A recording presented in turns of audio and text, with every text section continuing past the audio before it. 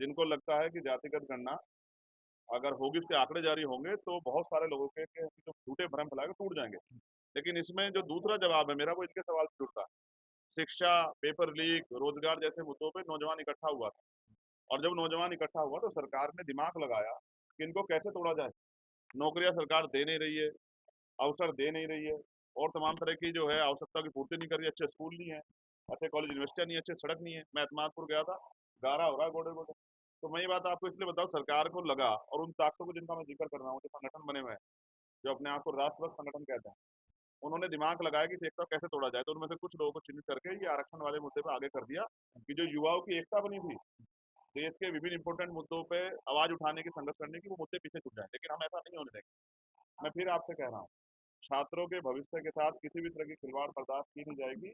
आपको याद होगा, और आप रिसर्च कर लेना, भीम आर्मी का जो जन्म है, उसकी जो पहचान है देश दुनिया में, वो भीम आर्मी पाठशाला से थी। और पाठशाला हम लोग क्यों चला रहे थे? जब आप पाठशाला के बारे में जानेंगे तो ये भी जानेंगे क्यों चला रहे थे। क्योंकि सरकारी सिस्टम, सरकारी स्कूलों के हालात बहुत खराब है, जर्जर है। टीचर नहीं है, पर्याप्त टीचर नहीं है, बिल्डिंग अच्छी नहीं है, स्वास्थ्य सेवाएं नहीं है, सुविधाएं नहीं है, किताबें समय पे नहीं मिल रही है, शौचालय नहीं है, पेयजल पेयजल पदार्थ यानी कि पानी और आवश्यक सुविधाएं नहीं है, अच्छी शिक्षा नहीं मिल रही। इसलिए हमने पाठशालाएं चलाई कि हम अपने बच्चों को पढ़ा सकें, उनकी नींव मजबूत कर सकें। ग्रेटर आगरा के नाम से जो डेवलपमेंट का कार्यक्रम चल रहा है, 1,000 रुपए प्रति स्क्वायर मीटर उनसे जमीनें ली गई, और 33,000 प्रति स्क्वायर मीटर के हिसाब से आगे दी जा रही है। यानी कि मुनाफा कमा रहे हैं आप लोग 32,000 स्क्वायर फीट एक उस पे मीटर पे, स्क्वायर मीटर पे। और किसानों को क्या दिया? 1,000 रुपए प्रति स्क्वायर मीटर। तो आप तो किसानों को लूटने वाले लोग हो। आप किसानों के हमदर्द थोड़ा ही, आप तो किसानों के, मुझे लगता है आने वाले कल में उनकी खाल, उनकी हड्डियां, उनकी आंतें भी आप जो है, उनकी किडनी गुर्दे भी आप सरकार डर रही है। नहीं नहीं, आप खुद सोचो, लोकतंत्र के चौथे स्तंभ को सोचना चाहिए। कैसा महसूस हुआ कि आप भी नहीं जाते थे? आप तो राजनीति नहीं करते ना।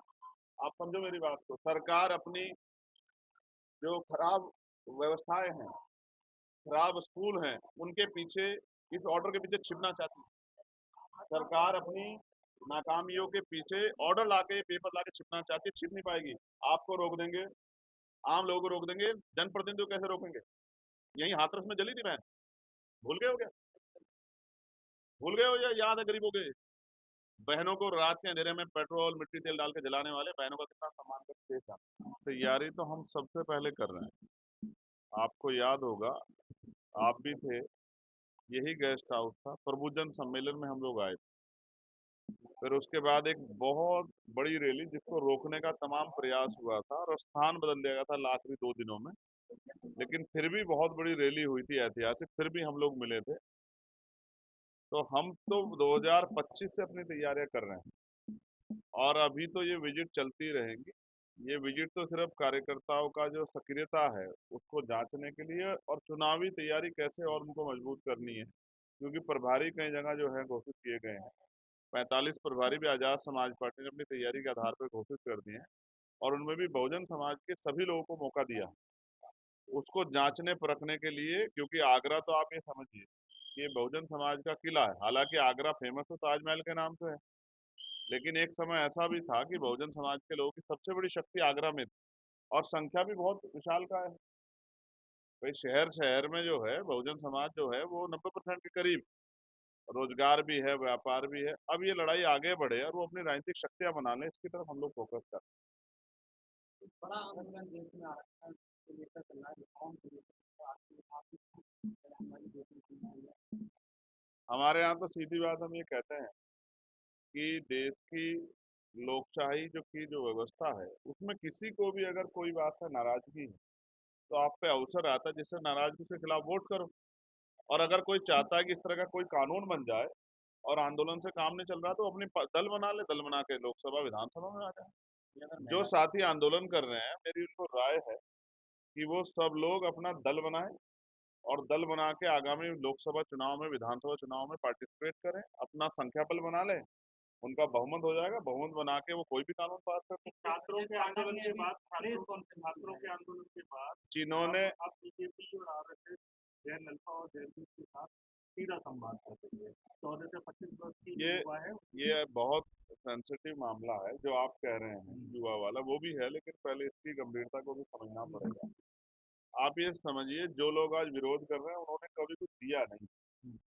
ये तो संवैधानिक व्यवस्था नहीं होती तो आप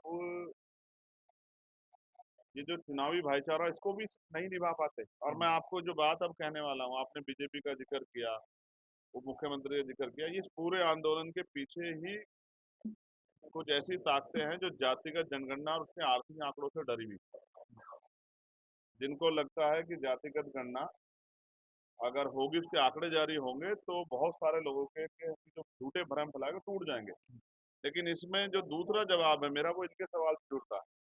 शिक्षा, पेपर लीक, रोजगार जैसे मुद्दों पे नौजवान इकट्ठा हुआ था, और जब नौजवान इकट्ठा हुआ तो सरकार ने दिमाग लगाया कि इनको कैसे तोड़ा जाए। नौकरियां सरकार दे नहीं रही है, अवसर दे नहीं रही है, और तमाम तरह की जो है आवश्यकता की पूर्ति नहीं कर रही है। अच्छे स्कूल नहीं है, अच्छे कॉलेज यूनिवर्सिटियां नहीं है, अच्छे सड़क नहीं है। मैं एतमादपुर गया था, गारा हो रहा है गोडे गोडे। तो मैं ये बात आपको इसलिए बताऊं, सरकार को लगा, और उन ताकतों को जिनका मैं जिक्र कर रहा हूँ, जो संगठन बने हुए हैं, जो अपने आप को राष्ट्रभक्त संगठन कहते हैं, उन्होंने दिमाग लगाया कि एकता कैसे तोड़ा जाए। तो उनमें से कुछ लोगों को चिन्हित करके ये आरक्षण वाले मुद्दे पर आगे कर दिया कि जो युवाओं की एकता बनी थी देश के विभिन्न इंपोर्टेंट मुद्दों पे आवाज उठाने की, संघर्ष करने की, वो मुद्दे पीछे छूट जाए। लेकिन हम ऐसा नहीं होने देंगे। मैं फिर आपसे कह रहा हूँ, छात्रों के भविष्य के साथ किसी भी तरह की खिलवाड़ बर्दाश्त की नहीं जाएगी। आपको याद होगा, और आप रिसर्च कर लेना, भीम आर्मी का जो जन्म है, उसकी जो पहचान है देश दुनिया में, वो भीम आर्मी पाठशाला से थी। और पाठशाला हम लोग क्यों चला रहे थे? जब आप पाठशाला के बारे में जानेंगे तो ये भी जानेंगे क्यों चला रहे थे। क्योंकि सरकारी सिस्टम, सरकारी स्कूलों की हालात बहुत खराब है, जर्जर है, टीचर नहीं है, पर्याप्त टीचर नहीं है, बिल्डिंग अच्छी नहीं है, स्वास्थ्य सेवाएं नहीं है, सुविधाएं नहीं है, किताबें समय पे नहीं मिल रही है, शौचालय नहीं है, पेयजल पेयजल पदार्थ यानी कि पानी और वो आवश्यक सुविधाएं नहीं है, अच्छी शिक्षा नहीं मिल रही। इसलिए हमने पाठशालाएं चलाई कि हम अपने बच्चों को पढ़ा सकें, उनकी नींव मजबूत कर सकें। समय लगा तो इसको किस तरह से देखते हैं कि छात्रों के ऊपर इस तरह की। अगर इतने बड़े पद पे बैठे व्यक्ति के पूरे सहयोग और देश की दूसरी बड़ी पार्टी के नेताओं, जिनके 100 एमपी हैं लोकसभा में, अगर उनको जो एफआईआर कराने में इतना समय लग रहा है, वो भी सही एफआईआर, बैलेट गन चली है और बच्चा जिंदा है, उसके घर के अंदर है, तो आप समझिए कि देश में अघोषित इमरजेंसी, हिटलर साइज जैसे हालात हैं। इनसे लड़ना पड़ेगा। हम तो बहुत दिनों से लड़ रहे हैं, लेकिन जब हम संघर्ष करने जाते हैं तो बहुत सारे विपक्ष के लोग ही कहते हैं कि भाई ये तो ऐसे ही संघर्ष कर रहे हैं, सरकार ऐसे थोड़ा ही मानती है। झुकाना पड़ता है, मुकाबला करना पड़ता है। महंगाई की अगर मैं बात करूँ तो गन्ना किसानों को प्रधान हमेशा कहते हैं कि जो ऑफर, लेकिन आज की डेट में चीनी जो है वो 70 के आसपास पहुंच चुकी है। किसानों को मिल रहा है? नहीं। इसका जवाब मैं आपको देता हूँ, दो चीजों में। किसानों के गन्ने का दाम बहुत बड़े पैमाने पर नहीं बढ़ा, लेकिन चीनी के मूल्य बढ़ गए। मैंने 3 दिन पहले हमारे यहाँ बिलाई मिल है, उनको बुलाया, क्योंकि उन्होंने 25% पैसा रोका हुआ किसानों का। अब आप समझिए, मिलों को फायदा होगा, व्यापारियों को फायदा होगा, लेकिन किसानों को फायदा नहीं होगा। किसानों के गन्ने के मूल्य में कब बढ़ोतरी होगी? और वो किसानों का दर्द क्या है, जानना चाहते हैं? आगरा में हम लोग खड़े हैं, यही एक जगह है, ग्रेटर आगरा के नाम से जो डेवलपमेंट का कार्यक्रम चल रहा है, 1,000 रुपए प्रति स्क्वायर मीटर उनसे जमीनें ली गई, और 33,000 प्रति स्क्वायर मीटर के हिसाब से आगे दी जा रही है। यानी कि मुनाफा कर कमा रहे हैं आप लोग 32,000 स्क्वायर फीट एक उस पे मीटर पे, स्क्वायर मीटर पे। और किसानों को क्या दिया? 1,000 रुपए प्रति स्क्वायर मीटर। तो आप तो किसानों को लूटने वाले लोग हो।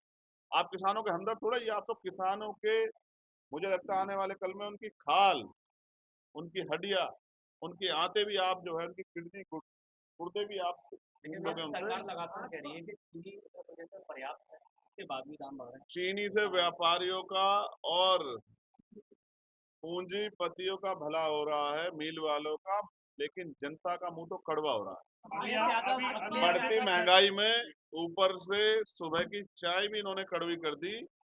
अब जनता इनको भी 2027 में सबक सिखा देगी। कोई भी पत्रकार को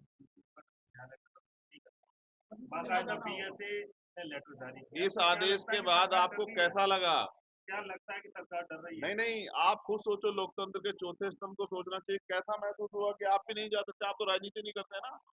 आप समझो मेरी बात को। सरकार अपनी जो खराब व्यवस्थाएं हैं, खराब स्कूल हैं, उनके पीछे, इस ऑर्डर के पीछे छिपना चाहती है। सरकार अपनी नाकामियों के पीछे ऑर्डर लाके, पेपर लाके छिपना चाहती है, छिप नहीं पाएगी। आपको रोक देंगे, आम लोगों को रोक देंगे, जनप्रतिनिधियों को कैसे रोकेंगे? हम जा जाके जगह जगह आवाज उठाएंगे, स्कूल अच्छे करो, इस मांग को कुछ उठाएंगे। और आप जानते हैं, मैं ही आपके यहाँ आगरा में कह रहा था, कक्षा 1 से 12 तक एजुकेशन फ्री होनी चाहिए, क्वालिटी एजुकेशन मिलनी चाहिए हर बच्चे को, ये उसका अधिकार है। आरटीई के जरिए जो अवसर मिल रहे थे, उनको खत्म कर दिया आपने। आपने उसमें नया क्लोज पिछली बार डाल दिया कि आपको आपके ग्राम पंचायत में ही वो करना पड़ेगा, तो बहुत सारे बच्चों के अवसर छीन लिया आपने। साथ साथ मैं गया था कस्तूरबा गांधी विद्यालय, वहाँ के टीचर्स जो, मैं धन्यवाद करूंगा अपनी बहनों का, जिस तरह से वो उन बच्चों के जीवन को संवार रहे। लेकिन वेतन क्या मिल रहा है? न्यूनतम वेतन भी उनको न्यूनतम वेजेस के आधार पर वेतन नहीं मिल रहा है। 10, 8 हजार, 10 हजार, 12 हजार रुपए में काम करना पड़ रहा है। ये सरकार काम तो लेती है, लेकिन वेतन नहीं देती, सम्मान, गरिमाई वेतन। ये बहुत तकलीफ दे है। ऐसा भोजन माताओं के साथ भी हो रहा है, पंचायत सहायकों के साथ भी हो रहा है, रोजगार सेवकों के साथ भी हो रहा है, और ऊपर से टीचरों पे टैक्स थोप रहे हैं। जनता माफ नहीं करेगी। अधिनियम लागू किया गया, वंदे मातरम गाना होगा, कौन से लगाया वंदे मातरम। और एक और चीज चर्चा में, लखनऊ के भी एक हमारे जो हैं बड़े पद पे बैठे, राष्ट्रगान चलते छोड़ के चले गए, ये भी चर्चा का विषय बना है। देखिए वो क्या कह रहे हैं, ये क्या कर रहे हैं। हम बाबा साहब अम्बेडकर को मानने वाले लोग, फूले साहू को मानने वाले लोग, काशीराम जी को मानने वाले लोग, जो कहते हैं कि प्रथम अंत्य भारतीय हैं, तो भारत के हर गौरव में हम मजबूती से सीना तान के खड़े हैं। मैं स्पष्ट कर रहा हूँ, चाहे राष्ट्रगान हो, चाहे वंदे मातरम, सबका सम्मान होना चाहिए। लेकिन एजेंडे आधारित प्रोग्राम अगर सरकार चलाएगी तो जनता को टक्कर नहीं है। हम वंदे मातरम भी गाएंगे, राष्ट्रगान का भी सम्मान करेंगे, सीना तानेंगे भी, और इस निकम्मी सरकार को हटा के आजाद समाज पार्टी का राजकाज बनाएंगे। अगर आप इस तरह की भाषा का प्रयोग करोगे तो फिर आप ही जो उत्तरदायित्व हो जाओगे, जनता आपसे जवाब मांगेगी। लेकिन कई बीजेपी के नेताओं ने इस तरह की अपनी भाषा इस्तेमाल की है। आप इनको अच्छा मानते हैं? आप मानते हैं भारतीय जनता पार्टी के लोग अच्छे हैं? ये इनकी भाषा अच्छी है? ये अगर अच्छे होते तो फिर 400 कह के 240 पे कैसे जाते? ये तो किनारे से बच गए, विपक्ष ने बचा लिए इनको। अगर हम उधर होते तो ये 180 से भी नीचे आ जाते, और आज सरकार बदली भी होती, प्राइम मिनिस्टर कोई और होते, होम मिनिस्टर कोई और होते, डिफेंस मिनिस्टर कोई और होते, और हो सकता है कि हमारी पार्टी से भी एजुकेशन मिनिस्टर होते, ये हेल्थ मिनिस्टर होते, तो इस देश के हालात बदलते।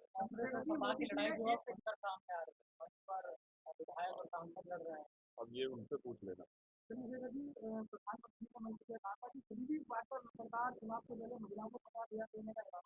मैं कह रहा हूँ 50 हजार दे, और पूरे पिछला जितना कार्यकाल बीता है, 9.5 साल का, इस सारे का पैसा दे। 2017 से स्टार्ट करें और 2026 तक का जो पैसा आज देना चाहते हैं नावी लाभ के लिए, वो सारा पैसा पिछले 9 साल का जनता को दे, बहनों को दे। हम लोग इसका समर्थन करेंगे अगर आप पिछले 9 साल का पैसा भी चुकाओगे। और मैं कह रहा हूँ, दो पैसा जनता का पैसा उनके टैक्स का देने में कोई दिक्कत नहीं है, लेकिन जनता भी समझदार है, वो अपने नोट, इनके नोट से अपना वोट नहीं बेचेगी। लेकिन हम ये कह रहे हैं कि अगर ये 50 हजार रुपए देंगे तो हम लोग 1 लाख रुपए देंगे, क्या दिक्कत है? और मैं कहता हूँ अगर ये कोई व्यवस्था लाएंगे, ऐसी कोई नीति लाए, तो कंटिन्यू रहनी चाहिए। अगर ये उसको 3 महीने बाद उसमें कोई क्लॉज लाए तो समझ लेना कि ये लूटने का काम करे जनता को इसकी बातों में नहीं आना है। पर 9 साल तो नहीं दिया। 9 साल तो 69 हजार शिक्षक भर्ती के जो बच्चे थे उनका आरक्षण छीन दिया। 9 साल तो जहाँ प्रयागराज में बच्चे बैठे यूपीएसएससी के, तो उनको तो लाठियां मारी। और तमाम कितनी भर्तियां पुलिस की, आर की, सब में आपने डाका गेर दिया, पेपर लीक हुए। आज आप बहनों की देती, और यही हाथरस में जली थी बहन, भूल गए हो क्या? भूल गए हो या याद है गरीबों के? बहनों को रात के अंधेरे में पेट्रोल मिट्टी तेल डाल के जलाने वाले बहनों का कितना सम्मान करते देश जानता है, प्रदेश भी जानता है। 2027 का समर है। आगरा में सफाई का काम कर रही हैं हमारी बहनें, ठेकेदारी पे 7,000, 9,000, 11,000 पे उन पे जो है पसीना बहा रहे हो, इनके बारे में भी सोच लेना, पक्की नौकरी कब दोगे। निगम तो बना दिया आपने, लेकिन इनको पक्की नौकरी कब दोगे ये भी बता देना। ये जो जिनसे सफाई करा के टैग लगाते हो ना कि बहुत स्वच्छ है, बहुत स्वच्छ है, इसकी आप नहीं करते मंत्री उतर के, ये हमारे परिवार के लोग उतरते हैं गटर में, सड़कें साफ करते हैं, जिन सड़कों पे सुबह आप जो है मॉर्निंग वॉक करते हो। आप समझिए मेरी बात को, ठेकेदारी प्रथा खत्म होकर पक्की नौकरी मिलनी चाहिए, और ये सरकार की जिम्मेदारी है। आजाद समाज पार्टी बोल रहा है 27 में जो मुद्दों को लेकर चुनाव मैदान में उतरेगी और क्या कुछ वादे ये तो पार्टी के प्रदेश नेतृत्व का निर्णय है। रही बात आपसी मुद्दे, तो एजुकेशन, हेल्थ, रोजगार और कानून व्यवस्था और महंगाई से कैसे गरीबों की जान बचे और वो इज्जत की जिंदगी जी सके, रात को घर में सुखी सोए, सुबह सुखी उठे, ऐसा प्रदेश जो है कानून का राज बनाना की प्राथमिकता। धन्यवाद।